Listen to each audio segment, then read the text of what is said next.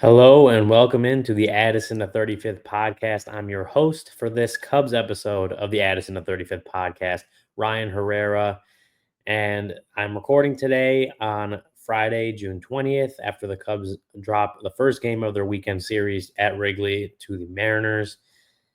And I always like to put into perspective where things are at, even when things aren't looking the the best. I mean, the Cubs haven't been playing their best baseball the last couple weeks. They're 6-7 in their last 13. That was starting right after their stretch of 21 games, part of that softer schedule. A bunch of teams under 500, things like that. So they're 6-7 in their last 13 so far. I guess we'll see kind of what happens with the last two games of this Mariners series, but that's where they stand today at the end of February, at the end of Friday, June 20th. So they haven't been playing their best baseball more recently. They have faced some tougher teams, of course. After that, I think it was 16-5. They came out of that 21 game stretch. Definitely faced better teams since then. They had the Tigers in there. I think the Phillies were in there. I mean, they've. I mean, some more division games are included in that as well. They faced some tougher teams, and than they did in that stretch at least. But they're 6-7 in their last 13. They haven't gone on any extended losing streaks. I think this two losses in a row now. One to the Brewers, one to the Mariners, might be their it might be their longest like losing streak in that stretch, right? So it's not the worst thing that could have happened. The offense wasn't going to be as hot as consistently as they were for seemingly the first 2 months of the season. You have seen, some of the starters I think have had more rougher outings. I know Tyone had a rougher outing against Milwaukee. Like, there's been some rougher outings for the starters in there. A couple of bullpen guys that well, I'll talk about those as well. But a couple of bullpen guys that haven't been giving up runs, gave up a couple of runs more recently, like stuff like that. And that's going to happen across a long season. But this is where the Cubs are at right now. They're 45-30. They have the third best record in the National League, the fourth best record in the majors. So they're still keeping pace with some of those top teams up there. They have the best run differential in the majors at plus 101. They lead the Brewers and the Cardinals by 4.5 games still in the NL Central. So it's not a super huge lead, especially with the amount of games that are still left for them to play in the season, but a bit of a more comfortable lead where they have some room to. I mean, they obviously have some room to lose ground against those teams and not fall out of first place. I believe it's since April 4th that they've had at least a share of the lead of the division. So, we'll kind of see where things go from here. But they had the lead in the Central. They're the third best record in the National League. They're 12-6 against their division. Yes, they've been on a rougher stretch the last couple of weeks, but um, it's still a lot of season left, and that goes both ways. They could get really hot again, or they can start sinking. But I don't expect them to start sinking. I think their team overall is one of the better teams. They've proven to be one of the better teams in the majors in the National League, and I think they'll stay there. So we'll just kind of have to see what happens as we go forward from here. But this is where they stand today on Friday, June 20th, after a loss to the Mariners to open up that weekend series. But moving into some of the segments, first one I want to talk about is Crow-Armstrong joining the record books, showing off his power speed threat. I feel like I said this last week on the podcast, but I feel like I talk about Crow-Armstrong every single time I come up here. But it's because he's earned it. It's because he keeps doing things that make us want to talk about him, want to keep, people. I feel like the writers are writing about Pete Crow-Armstrong every day. Again, I'm talking about him on every podcast. Seems like every Cubs podcast that I listen to is talking about Pete Crow-Armstrong. He's on MLB Network all the time, and so he's earned that like level of coverage. I think in a way, just by the way he's played. And I've said it, and I'm going to keep saying it. I've said it a bunch of times that I hesitate to put the star label on him yet. I think there's just so much that he has left to do to get there. I mean, like Kyle Tucker, I think had earned that star label, but he had earned it over years of consistent performance and consistently high numbers, especially on the offensive side, that he got that star label, even though he was honestly probably underappreciated as a player considering the guys he played with in Houston. I just think it takes guys time to earn that label and really it takes more than the first half. I mean, like, I guess the last 2 months of a season plus the first half of the next season to get there. But again, I'll say like he's at least played like a star, if that's any consolation. Like I might hesitate to give him the star label, but he has played like a star, and now he's joining record books, especially when it comes to the Cubs franchise. So let's get into that part. He hit home runs in both games against Milwaukee, and that allowed him to reach that 2020 mark. So 20 home runs on the season, which it's crazy. It's kind of crazy to see where he's at right now as far as the home runs go. Not necessarily something I expected. I don't know how many people expected it, but I would say the minority felt like he would put up 20 home runs before even the end of June, well before the All Star break, right? But he has, yeah, so 20 home runs, and then I think it's 23 stolen bases across the season. One of those home runs was against Freddie Peralta of the Brewers, who has had great numbers against the Cubs in his career, but got him on a 2-run home run in the first inning. I believe it was that second game of that series. After the rain out, first game was played, rain out Wednesday, and then Freddie Peralta Thursday. So got him on a 2-run home run in the first inning. And with that, he became the first player in Major League Baseball this season to reach 2020. He became the fastest player in Cubs history to do it at 73 games or in 74 team games. Sammy Sosa previously had done it in 94, in 96 games, and in 95 in 100 games. So well quicker than the pace that Sammy Sosa had done it in those 2 years by 20 plus games. So that's obviously been a fantastic 73 game start for him. When you're talking about in 73 games, like he's not only done the 20 plus stolen bases. Again, I think it's 23, which we knew he could do. I think we all knew he had that in him. The 20 home runs is a big surprise, at least to me. But it is very good to see him showing off that power speed threat that I don't know, specifically this we saw in him, but we knew he had some pop in that bat with the athleticism, the fast twitch. Like I thought he could hit 20 home runs in a season, not necessarily in under the first half of the season, but in less than half a season. But that's what Pete Crow-Armstrong has done. He's the first Cub to reach 2020 before the All-Star break, and then that 73 game mark, he is, I believe, fourth. So the record belongs to Eric Davis, who did it in 46 games and 87 for the Reds. Jose Canseco did it in 68 games for the 98 Blue Jays. And then Fernando Tatis did it in 71 games for the 21 Padres. And then PCA is tied with Ken Williams in 1922 of the St. Louis Browns, who also did it in 73 games played. So some numbers that, Jose Canseco and Fernando Tatis are huge names. Eric Davis is up there as well. I don't know who Ken Williams is, but that a mark where you're looking at a long history of Major League Baseball, and Pete Crow-Armstrong is, at least for this, quickest to 2020. He's right there near the top of the list with some pretty great baseball players. So that's kudos to Pete Crow-Armstrong for doing that. Being able to show off the power on top of the speed we already knew he had.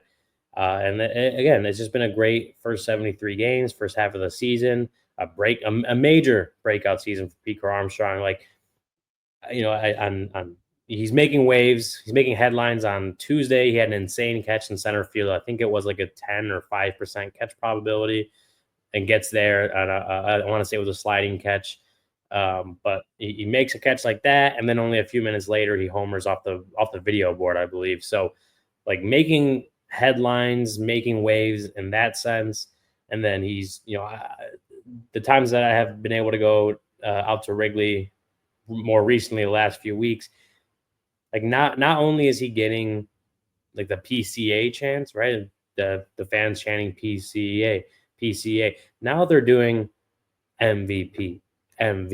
He's getting MVP chants, and I got to be honest, like they're not undeserved.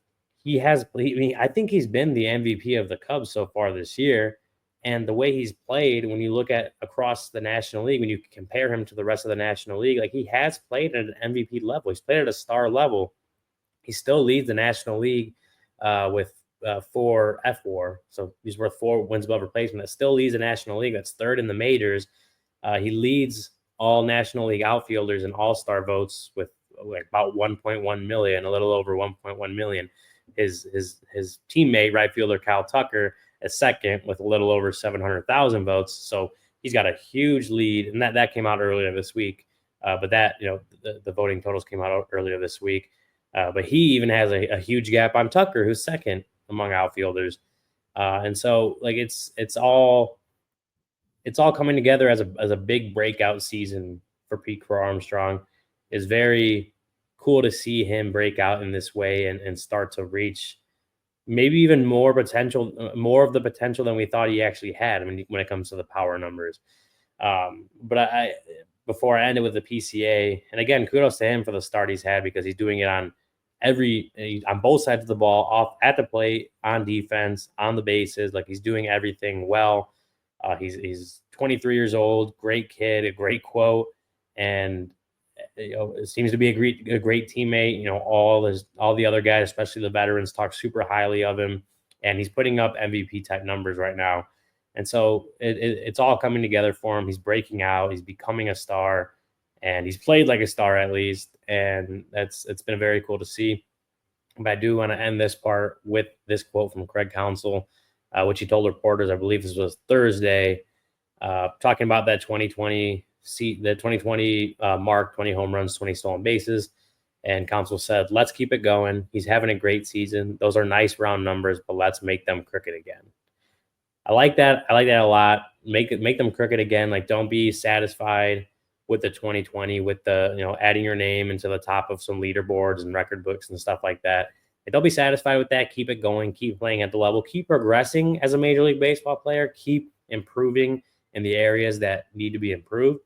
But also, like, I think it's okay if PCA like takes a step back and admires what he's done. Not take a step back like performance wise, but just kind of takes a breath, takes a beat, and just kind of admires what he's done, and be proud of what he's done. I think he's deserved that. He's earned that because he's played so well and been the MVP for this team. And they've played 75 games now, so 87 games later, maybe he's still in that MVP conversation, and maybe we're talking about him actually having a good shot at winning it. We'll see. There's a lot of season left, long season left, so we'll see where that goes. But a lot of well-deserved recognition for PCA, putting himself in leaderboards, doing it on all sides of the ball. It's been very cool to see, and I'm looking forward to seeing just how he continues to go for the rest of this season.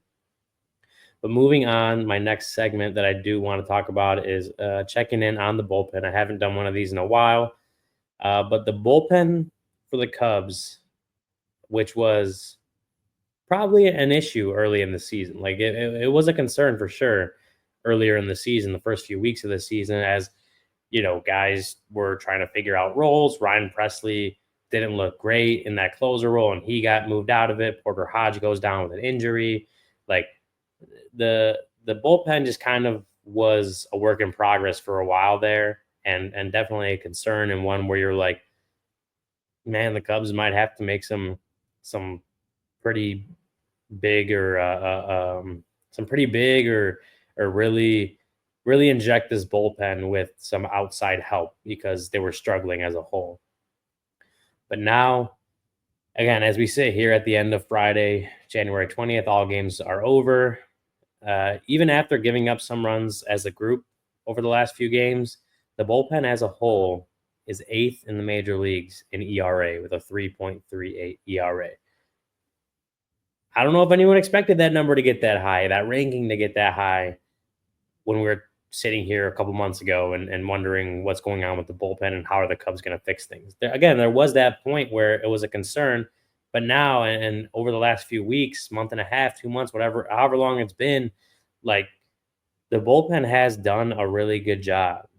And that's with, Ryan Presley not being in the closer role anymore. Again, with Porter Hodge being, he's on the injured list.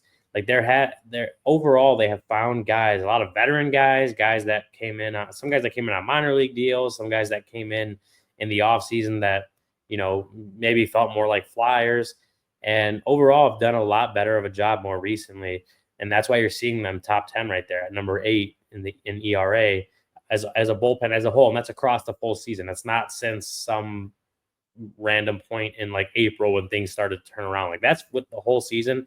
That includes the first few weeks of struggles from the bullpen that people were concerned about. So it's been a good job seeing that the bullpen has done a good job in improving and progressing as a whole, starting to click, starting to find their roles. And I think Craig Counsell's done a really good job of deploying those guys in the right situations and helping them find the roles that they work best in. So it's all around been a very good. It's improved so much over the last few weeks, and you're seeing it in some of these guys. And I want to list off some of the stats from some of the main contributors there in the bullpen. On Friday, Ryan Presley gave up a 2-run homer. He left a four-seamer in the middle, four-seamer middle to Mitch Garver.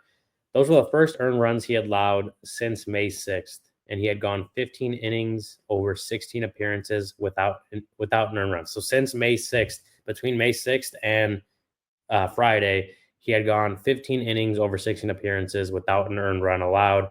He had also had 14 strikeouts to only 3 walks during that stretch. So not like the super high strikeout number, but definitely a lot better than what it was looking where he was at earlier in the season when it felt like he wasn't striking anybody out or making anyone swing and miss. So that's good improvement from Ryan Presley. Yes, that stretch ended with the 2-run homer he gave up Friday, but it was a long, extended stretch. You're talking about over a month, almost a month and a half, or about a month and a half, where he didn't give up an earned run.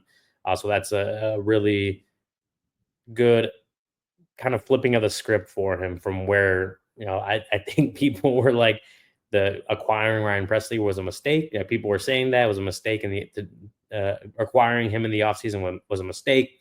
DFA him, whatever.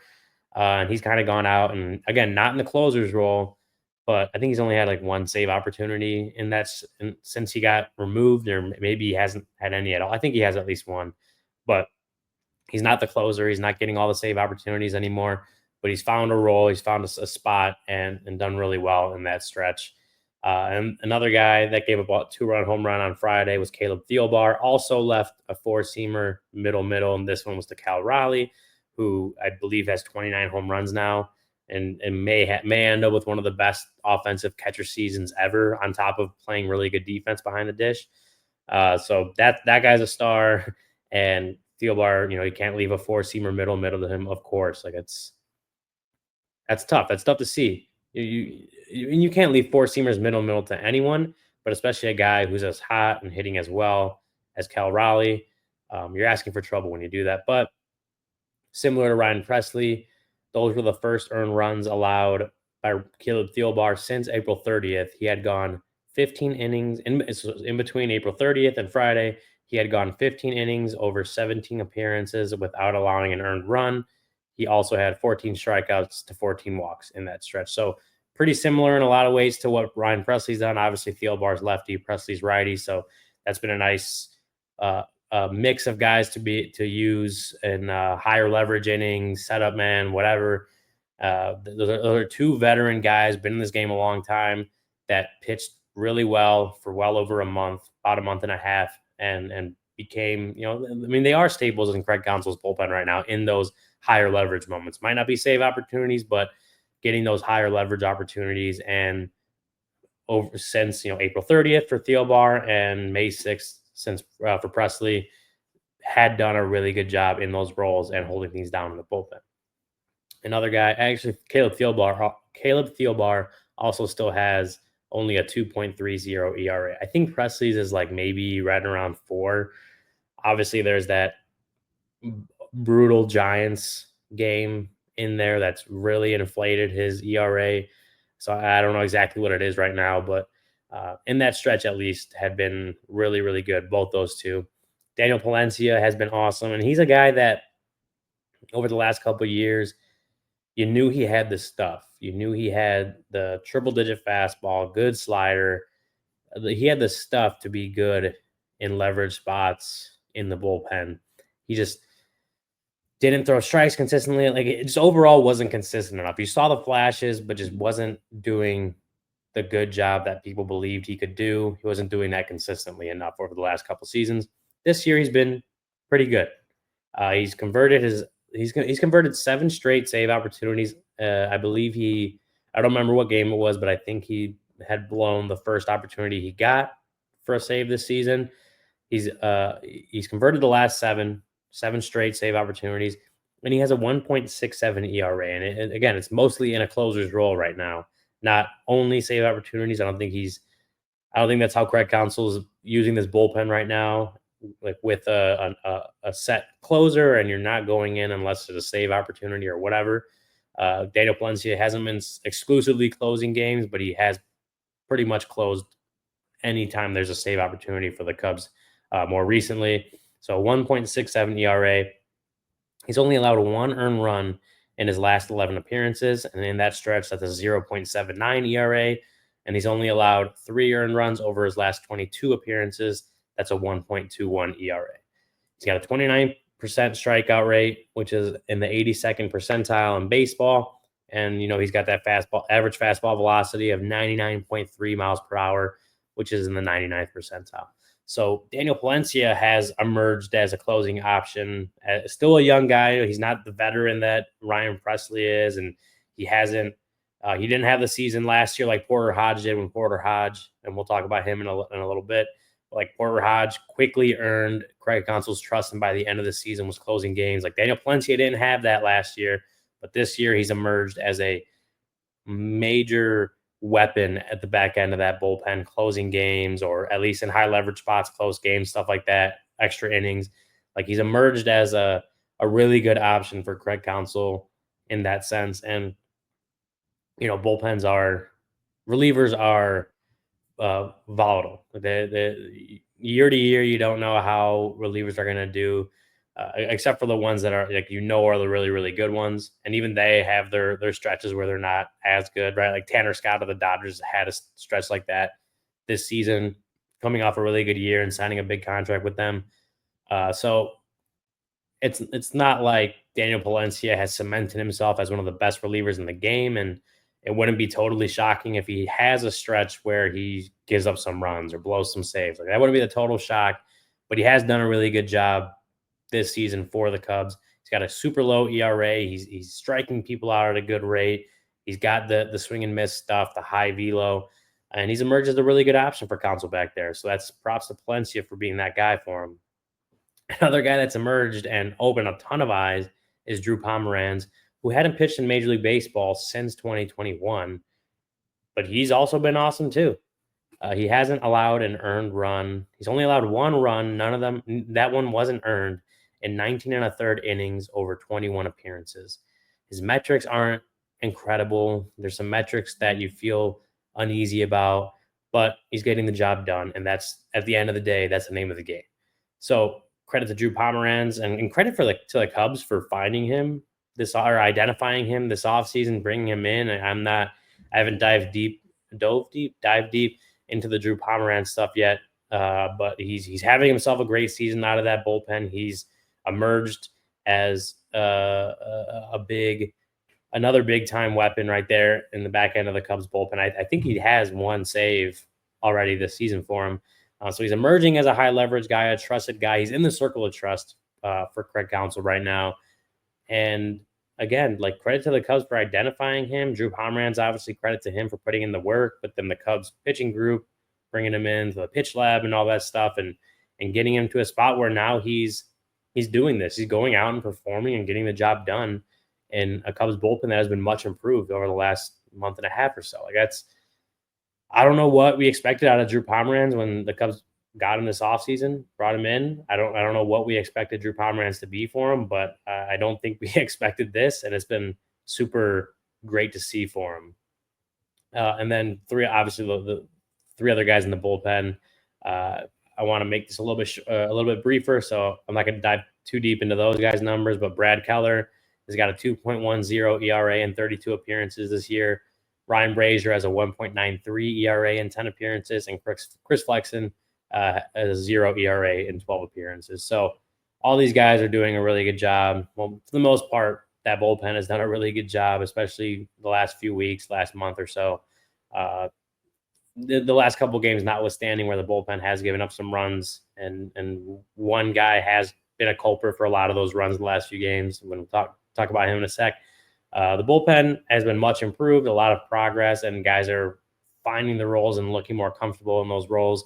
So that's been really good to see when you're talking about, again, a guy in Porter Hodge who has been on the IL for a while and was supposed to be one of their top contributors out of the bullpen, and had actually moved into that closer's role in Presley's place for a little bit before he got hurt. So credit to that bullpen.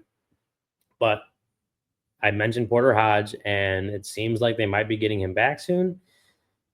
Hodge has been on the IL with a left hip impingement. He's rehabbing with Iowa. I think he's made 3 rehab appearances now. Most recent was today. Didn't go great. In only a third of an inning, he gave up 4 hits, 7 runs, 6 were earned, 2 walks, no strikeouts. Like that's obviously a tough line. That's not a good line for a guy who's been in the big leagues for like a year now to go back down. I get it. He's rehabbing. He's been out for a little while, and there's maybe some rust to shake off still, but that's just not a line you want to see from a guy who you're hoping is one of your top bullpen contributors when he's in facing AAA hitters. And then, I think Craig Counsell had told reporters recently that he was possibly only needing that one more rehab assignment or one more rehab outing before potentially being ready to return to the Cubs. Maybe that bad line means he'll need another outing there to get things back on track. I don't know exactly what the plan is to go from here, but I don't know. I would feel like, or I would think coming off that outing, that line, they might want to give him another outing. Even if it didn't seem like they were saying he's ready to come back after this next outing. Like, we are set on bringing him back up after he makes one more outing. I think there was still kind of a wait and see how the next one went, how he felt coming out of it, all that kind of stuff. I don't know the feedback on how he felt coming out of the outing, but obviously the line doesn't look good. So maybe the Cubs do have him go down there for another or stay down there for another outing and see if he can get back on track and put up a better line. It's possible. I guess we'll see. I would think coming off his outing today that Craig Counsell will give reporters an update on Porter Hodge Saturday morning. So we'll see what comes out of that. But I did want to mention Porter Hodge and his imminent return, right? It's going to happen probably sometime soon. It just depends on how much longer the Cubs want to keep him down there, because then that changes the question to who's the odd man out. Only Daniel Palencia and Porter Hodge as well have minor league options remaining. If you're bringing Porter Hodge back, I don't think either of those two guys are the guys get optioned down to the minor leagues. I don't think that's the case of what happens when Porter Hodge is ready to come back and rejoin the Cubs. In my mind, it seems like Genesis Cabrera is the guy that would be heading out in that situation. He had been all right for most of the first month he was up with the Cubs, I think they had signed him earlier, whatever. I don't remember the exact detail. I should have written that one down, but I think they signed him in season and brought him in and added him to the major league roster.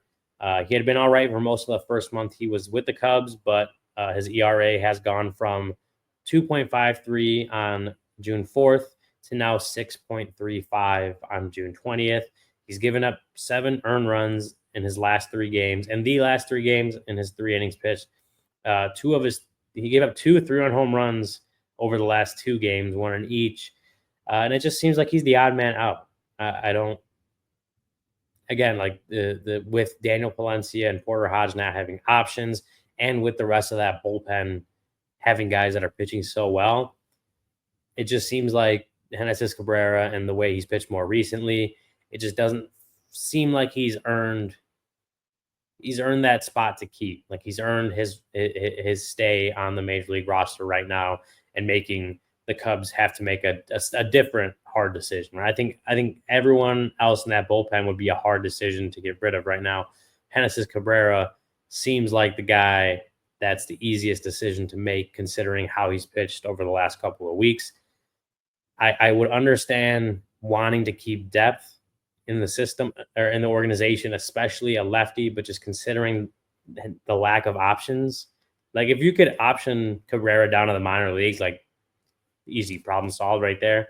Can't do that. He's a lefty. I get it. He's depth, but just again, with the way he's pitched the last couple of weeks,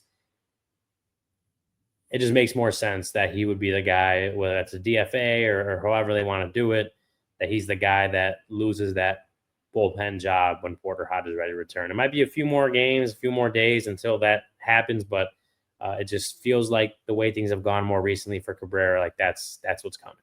So I do want to talk about, to end it, what's up next for the Cubs. But before I get to that, I do have to go. I have to bring up a rant from my dad. And I've done one of these before on this podcast. My dad sometimes rants to me, sends me rants, stuff like that. So before we get to the up next for the Cubs, here is the new rant from my dad. It mentions a couple restaurant names in here. No free ads, no free publicity. So I'm gonna take out the names, but the rest I'll try to keep exactly how he typed it out to me. So I go to restaurant in Arlington Heights, and I go to the counter, and the guy at the counter says, "Oh, you have to order at the kiosk." And I asked, "Does it take cash?" And he says, "No, you have to pay with a card." So I walked out because, as you know, I'm a cash guy. That reminded me of going to lunch at another restaurant on Elston here in Chicago a few months ago, and they didn't take cash either. So I walked out of there, which now brings me to my beloved Cubbies and beautiful historic Wrigley Field and Bears. Again, this is the words of my father. Please put a stand where people that want to pay cash can. I don't care if it's one stand in the whole freaking park and it's on the opposite side of where my seats are. Give me the option to pay cash. I will walk there to pay cash. You comply with everything else like bathrooms, ramps, parking, no smoking. Give us a place to pay cash. We can tip cash, but can't pay cash. And if I use my credit card, I get charged 3%. WTF. I'm already paying a $100 for 4 beers plus a 3% surcharge. Come on. And plus tip. They prefer cash tips. 3% might not seem like much, but multiply it by how many people pay that during the game or anywhere else, because everyone charges the 3%. And it's a lot of money going to whoever's charging the 3%. I get I can use my debit, but I don't want my bank account info going anywhere. Credit cards are easier to dispute if unauthorized charges are there. My father, the best man I ever knew, my father-in-law was also a great man and had all my respect. Always said, and I pass it on to you guys meaning me and my brother, men carry cash. Even if it's $20, always carry cash because you never know when you're going to need it. Be prepared. You work hard for that money and it feels good in your hand because you earned it. It also feels good to hand it over to another person who is working hard to make that money and tips. Yes, you may run a risk of getting robbed. If you do, let them have it. You can always make more. I hope the Cubbies and Bears are listening. He also left a shout out to one of the Milwaukee Brewers riders, Andrew Wagner, and his Milwaukee tool set.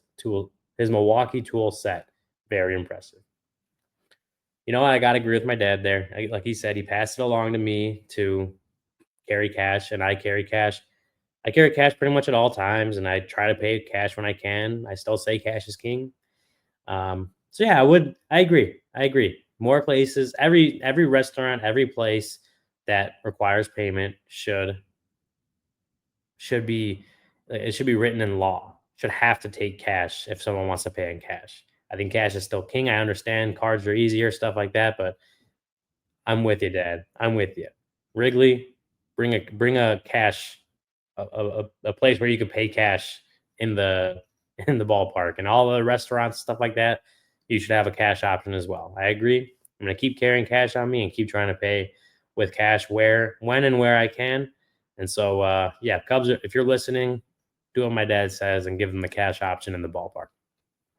All right. Thank you, Dad, for that. Now to finish this off quickly, Let me tell you what's up next for the Cubs. So, again, recording this Friday, January 20th. So, tomorrow, January 21st, Saturday, the Cubs have Cade Horton, who's 3-1 with a 3.47 ERA, going up against the Mariners Emerson Hancock, who's 3-2 with a 4.48 ERA. And then on Sunday to close out the series, Cubs have Colin Ray, who is 4-2 with a 3.84 ERA against Logan Gilbert, who's 1-2 with a 2.55 ERA. So, obviously Logan Gilbert's a pretty good pitcher. Emerson Hancock, I think he's a young guy the Mariners are high on. So, Cade Horton and Colin Ray are going to have to step up there for the Cubs and give them a shot at winning the last two games of this series and getting the series win after dropping the first one. But after that, this last two games and ending the homestand against the Mariners, they then go for 4 games in St. Louis and then 3 in Houston. Those 4 in St. Louis, first games against their arch Cardinals this year.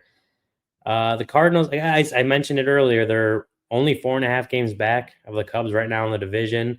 The Cardinals were supposed to be going on this, not specifically a rebuild, but like it wasn't a season where they were going in on winning. Like it was maybe a reset and get things figured out up and down the organization.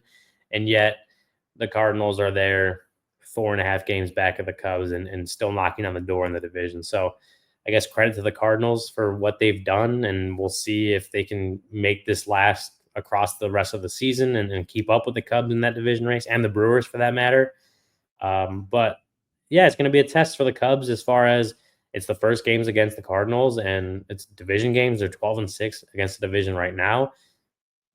Can they take that series? Can they win 3 out of 4 games? And can they open up that lead more in the division? And can they improve that record even more against the division? They've done really well against the division so far overall. Can they make that even better? We'll see. They have to get through the Mariners first, of course, but then we'll see once they go down to St. Louis, down I-55 and go out to Busch Stadium and see what they can do against St. Louis. We don't have probable pitchers for that series yet, but I expect packed crowds there in Busch Stadium. Cardinals fans and Cubs fans all up and down Illinois and stuff like that. They get up for the series. They pack the house, whether it's at Wrigley or Busch Stadium. So should be a great environment for them. Again, the first games of the season between the two teams.